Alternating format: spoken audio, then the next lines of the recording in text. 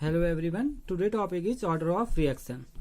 आज हम order of reaction की बात करेंगे। लास्ट टॉपिक में हमने रेट्स की बात की थी, factor influencing rate of reaction की बात की थी। अब बात आएगी ऑर्डर ऑफ रिएक्शन की।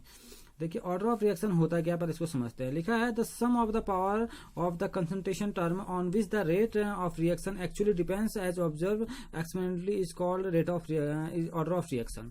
तो ये कह रहा है the sum of the power of concentration term. जो कंसंट्रेशन टर्म होती है उनकी जो पावर होती है, ठीक है ना, जब उनको ऐड किया जाता है तो उसी को हम क्या कहते हैं, ऑर्डर ऑफ रिएक्शन कहते हैं। सिंपल लैंग्वेज में तो यही है।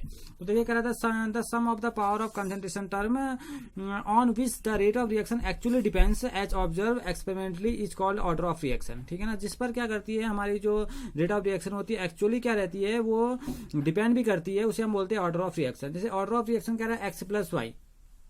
अभी समझ में आएगा कि ऑर्डर एक्स प्लस वाई हम किसे कहेंगे, हम किसे कहेंगे ऑर्डर ऑफ रिएक्शन को, जो हमारे कंसंट्रेशन टर्म की जो पावर होंगी उसको जब हम सम करेंगे, उसको जब ऐड करेंगे तो उसे बोला जाता है ऑर्डर ऑफ रिएक्शन। ठीक है ना, अगर 1 है 1 भी हो सकती है, 0 भी हो सकती है, 2 भी हो सकती है और n पावर तक भी जाती है।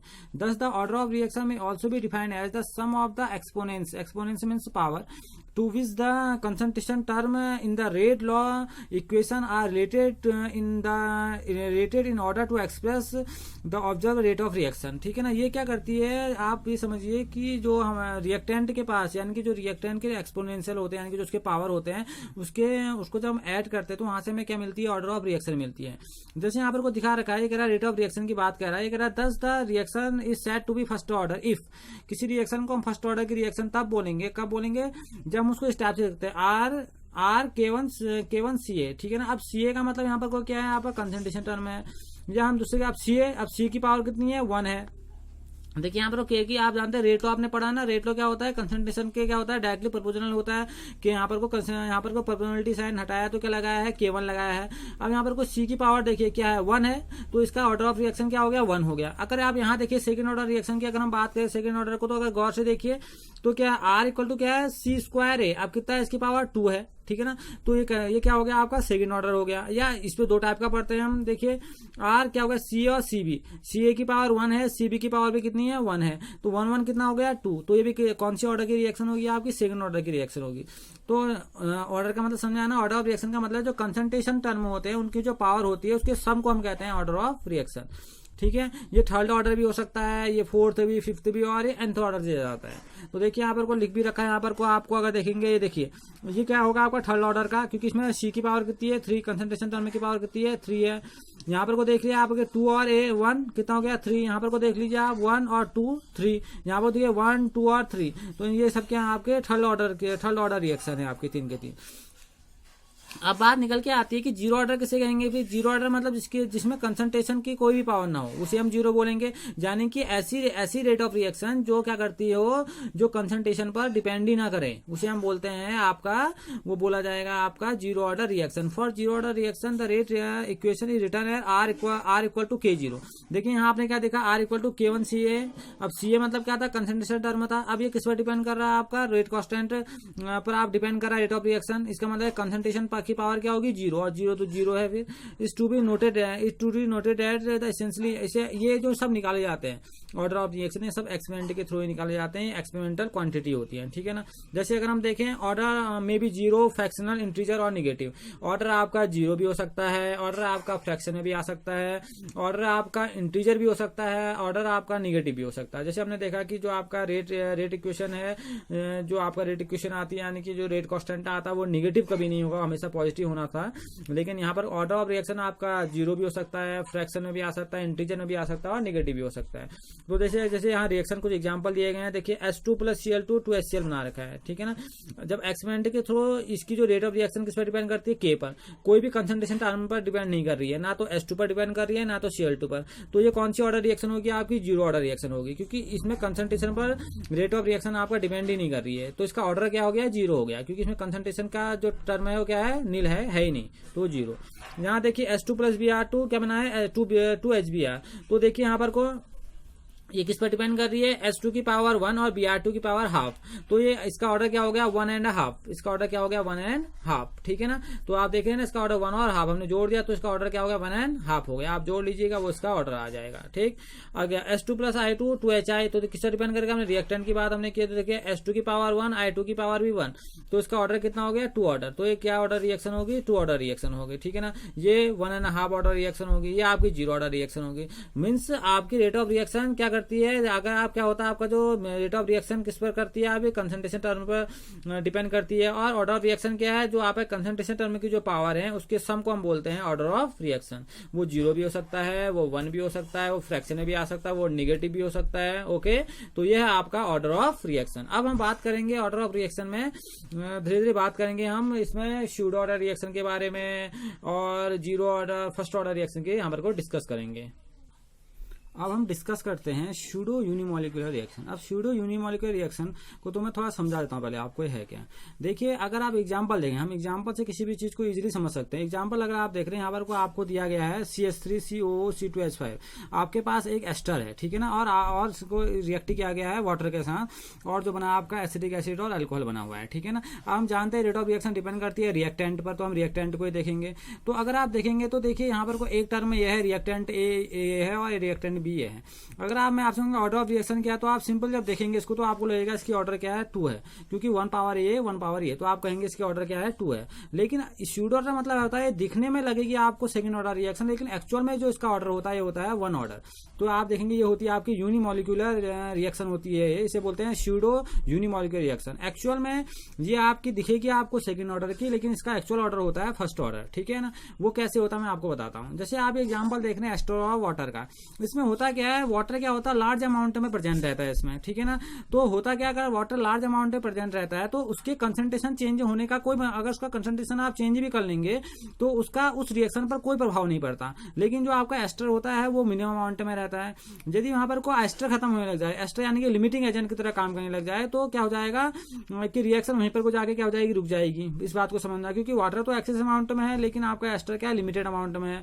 तो वो कह रहा है कि water is present in the large axis, its concentration hardly change during the course of reaction and such a rate depend upon the concentration of ester। इसकी वजह से इसका कंसंट्रेशन सिर्फ एक ही चीज पर डिपेंड करने लग जाता है, वो डिपेंड करता है सिर्फ और सिर्फ एस्टर पे, यानी कि इस पर डिपेंड रहना वो छोड़ देता है। क्योंकि आपका जो वाटर है बहुत ज्यादा अमाउंट में है। वही चीजें आप समुद्र से 1 लोटा पानी निकाल लें तो समुद्र में कोई प्रभाव नहीं पड़ रहा है, या आपने समुद्र में 1 चम्मच चीनी डाल दी तो कोई प्रभाव नहीं पड़ेगा उसका, क्योंकि वो क्या है, बहुत लार्ज अमाउंट में, तो उसके कंसंट्रेशन से हमें कोई फर्क नहीं पड़ने वाला। फर्क उससे पड़ेगा जिसका जो लिमिटेड अमाउंट में होगा, जो कम अमाउंट में होगा। तो अगर आप देखेंगे, आपको लग तो रहा था शुरुआत में कि सेकंड ऑर्डर रिएक्शन होनी चाहिए थी, लेकिन आपने देखा कि जो वाटर है लार्ज अमाउंट में, जिसकी वजह से हम इसको नेग्लेक्ट कर देते हैं, यानी कि इसके कंसंट्रेशन पर ये रिएक्शन डिपेंड नहीं करती। तो डिपेंड किसके कंसंट्रेशन पर करती है, ये डिपेंड करती है आपके एस्टर के कंसंट्रेशन पर डिपेंड करती है। ठीक है ना।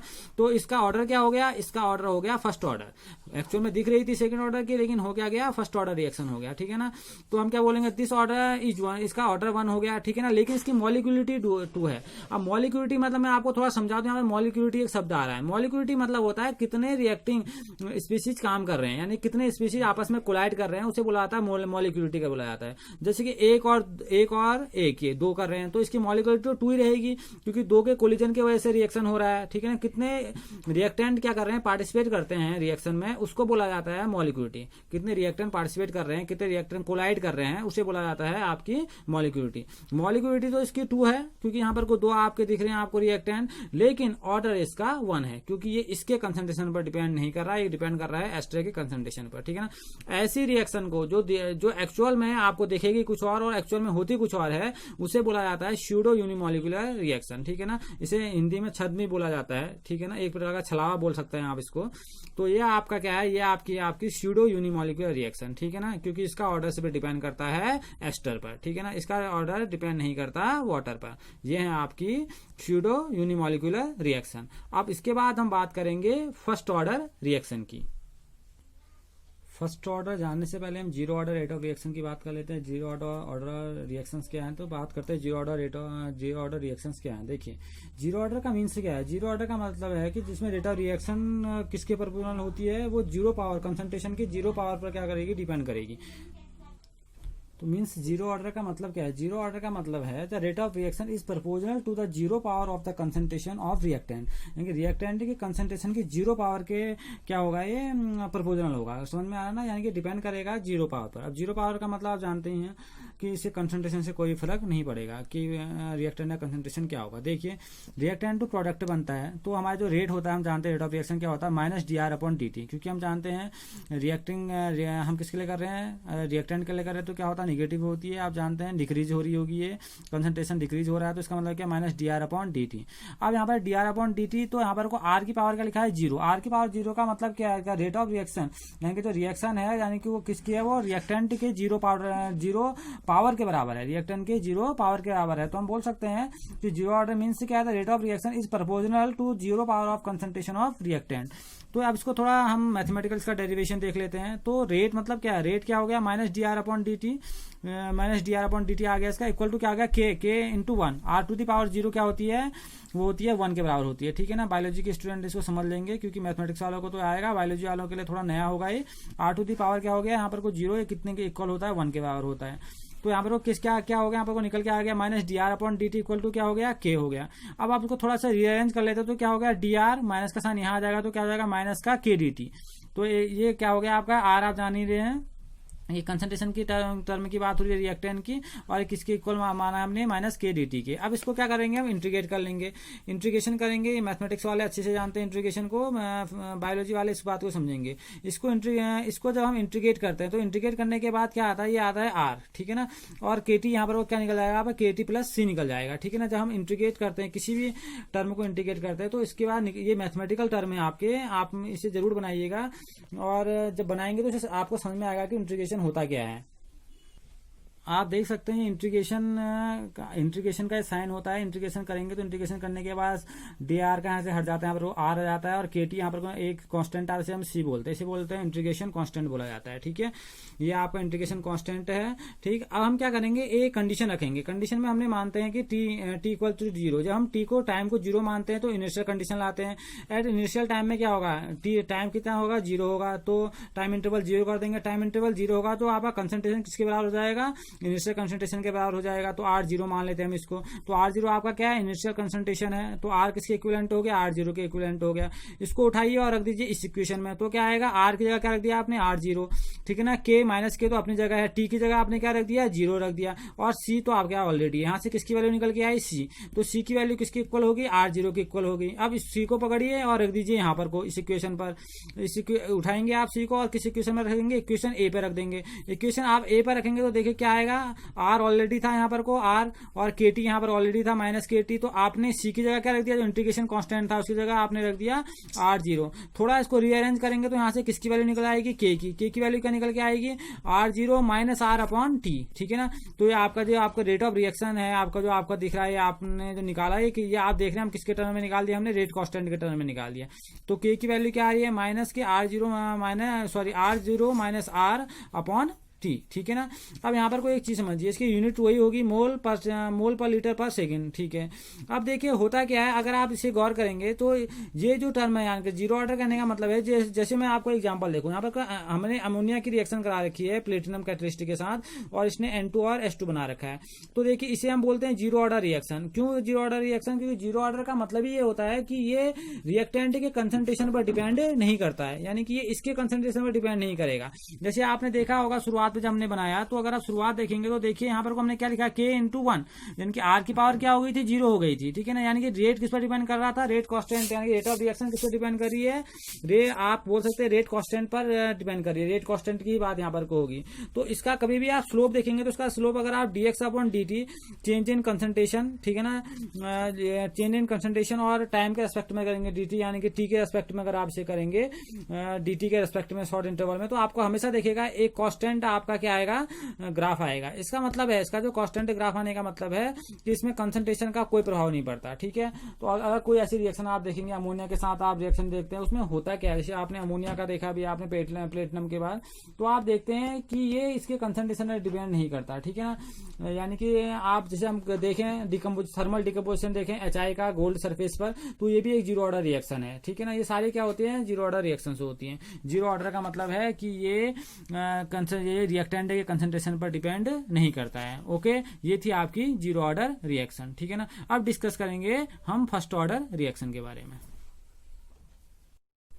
अब बात करते हैं हम फर्स्ट ऑर्डर रिएक्शन के बारे में कि फर्स्ट ऑर्डर रिएक्शन होती क्या है।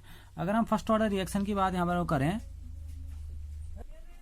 अब फर्स्ट ऑर्डर का मतलब क्या होगा? फर्स्ट ऑर्डर का मतलब होता है when the rate of reaction depend only on one concentration term of reactant, यानी कि रिएक्टेंट के सिर्फ एक ही कंसंट्रेशन टर्म पर क्या करेगी, डिपेंड करेगी। इस बात को समझना, क्योंकि आप जानते हैं इसका ऑर्डर 1 है, मतलब ये सिर्फ क्या करेगी, एक पर डिपेंड करेगी।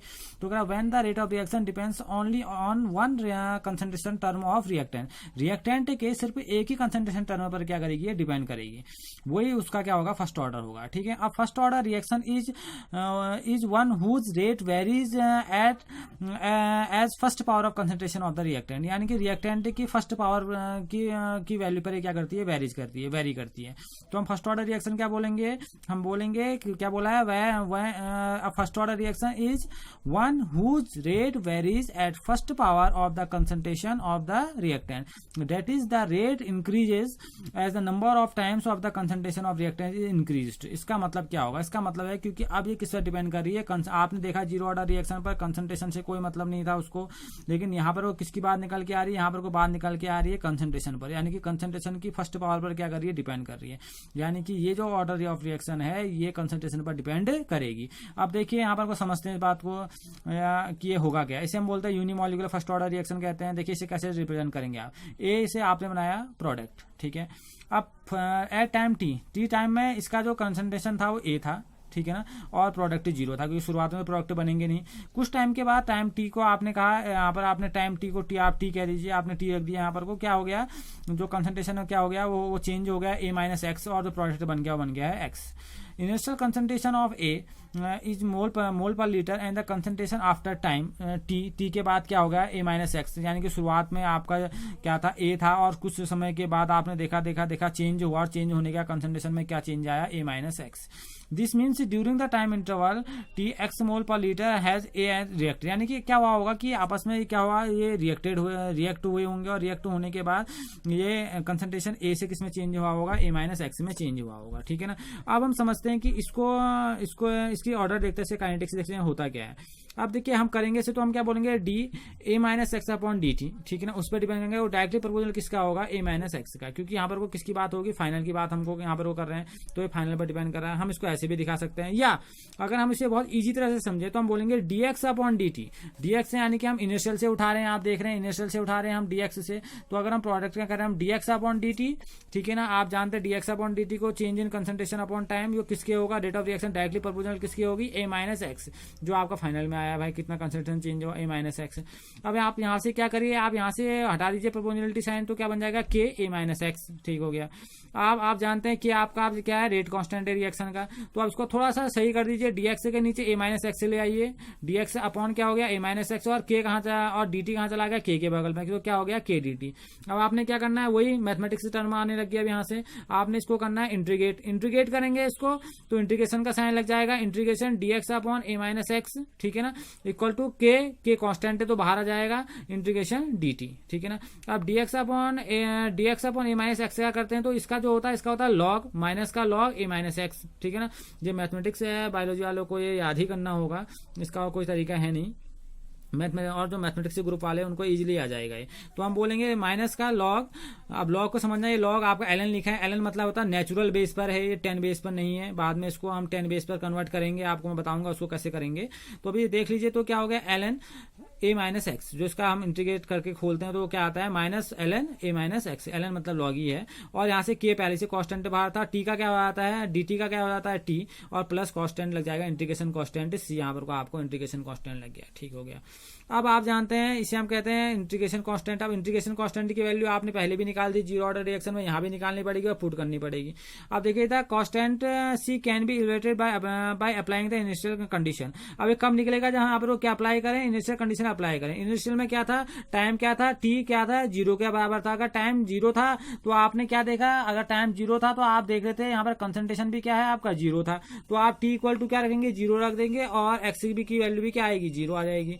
इसको रख दीजिए आप इक्वेशन 1 में उठा के रख लीजिए। तो सी की वैल्यू किसके बराबर आ गई, रखेंगे आप यहाँ पर को, तो आप जानते हैं टी 0 ही हो गया आपका, ठीक हो गया, एक्स आपका 0 ही हो गया, तो सी की वैल्यू किसके बराबर आ गई, माइनस ln a, यहाँ log a minus log a के बराबर आ गई है। इस वैल्यू को उठा दीजिए और रख दीजिए इक्वेशन 1 में, ठीक है ना। तो क्या आ गई ln a माइनस एक्स, यानी कि minus log a minus x equal to क्या होगा के टी, और जहां पर सी था वहां पर क्या लग दिया उसने माइनस का log a, ठीक है ना। अब क्या करेंगे आप यहाँ से इसको सॉल्व कर लेंगे, ठीक है। यहाँ पर को कुछ मैथमेटिकल टर्म और लगने वाले, यहाँ से k की वैल्यू निकालेंगे तो आप k की वैल्यू क्या आएगी 1/t ln a माइनस, अब क्या होता है log m माइनस एन क्या होता है log m बाई एन होता है, ठीक है ना। तो ये किसके नीचे आ जाएगा, इसके नीचे आ जाएगा, तो क्या होगा यहाँ पर को log m बाई एन यानी कि a अपॉन क्या आ जाएगा a माइनस एक्स, समझ में आ रहा है। लॉग यहाँ को जाएगा तो क्या होगा, देखिए ये केटी यहाँ को आया, यहाँ को आया, क्या होगा ये क्या हो जाएगा लॉग, क्या हो जाएगा लॉग ln, यानी कि केटी इक्वल क्या हो जाएगा, केटी बात समझना, केटी इक्वल क्या हो जाएगा ln माइनस क्या हो जाएगा, बोलिए ln माइनस हो जाएगा ln minus ln a minus x, तो log m माइनस एन क्या होता है log m बाई एन। तो आप रख दीजिएंगे तो क्या आएगा log, आप जानते हैं log क्या आया था log a minus log a minus x, तो क्या हो जाएगा log m minus n m by n a upon a minus x आ गया। अब यहाँ से k की वैल्यू निकालेंगे तो क्या आएगा 1/t यहाँ आ जाएगा। इस बात को आप इजिली समझेंगे तो कैसा होगा मैं बता रहा हूँ आपको, देखिए कैसा होगा, के टी इक्वल टू आया होगा log a, हम लाए होंगे log a माइनस क्या हो गया log यहाँ को आ जाएगा log a माइनस एक्स। अब log m, देखिए इसे m कह दीजिए n कह दीजिए, log m माइनस n क्या होता है log m by n, log m by n हो गया। तो हमने इसे कैसे लिख दिया, हमें log a अपॉन क्या हो जाएगा a माइनस एक्स, ठीक है ना। अब यहाँ से k की वैल्यू निकालेंगे तो क्या हो जाएगा 1/t, तो k की वैल्यू क्या आ जाएगी यहाँ पर को 1/t log a upon a minus x. अब मैंने अभी आपसे कहा था कि जो log है आपका ln, जिसे आप ln बोल रहे हैं, ये होता है आपका नेचुरल बेस ई पर, ठीक है ना, इसे हम बोलते हैं ln, इसलिए इसको यहाँ पर ई बेस लिखा जाता है। जब हम ई बेस से किसमें बदलते हैं 10 बेस से बदलते हैं, तो इसको मल्टीप्लाई कर देते हैं 2.303 से। तो आपका जब भी हम क्या करेंगे ln को, यानी कि आपका जो नेचुरल आपको लॉग को आपको 10 लॉग में बदलना हो तो आप किससे मल्टीप्लाई करेंगे 2.303 से। तो इसने किससे मल्टीप्लाई कर दिया यहाँ पर को 2.303 से इसने क्या कर दिया है मल्टीप्लाई कर दिया है। तो क्या निकल के आया 2.303 log a upon a minus x. अब आ गया है 10 बेस पर, अब 10 बेस पर इस पे क्योंकि 10 बेस पर आप कैलकुलेशन कर सकते हैं। तो यहाँ से आप k की वैल्यू क्या आ गई, k की वैल्यू निकल के आ गई 2.303 अपॉन, आप इसे क्या कर देंगे आप क्या हो जाएगा T2 माइनस T1, ठीक है ना। ये एक वैल्यू है आपकी, ठीक है ना। इसे हम इस तरह भी लिख सकते हैं, टाइम इंटरवल के टर्म में निकाल सकते हैं, डेल्टा टी के टर्म में निकाल सकते हैं, तो इस टाइप में आ सकता है a minus x1 upon a minus x2, इस टाइप भी निकाल सकते हैं।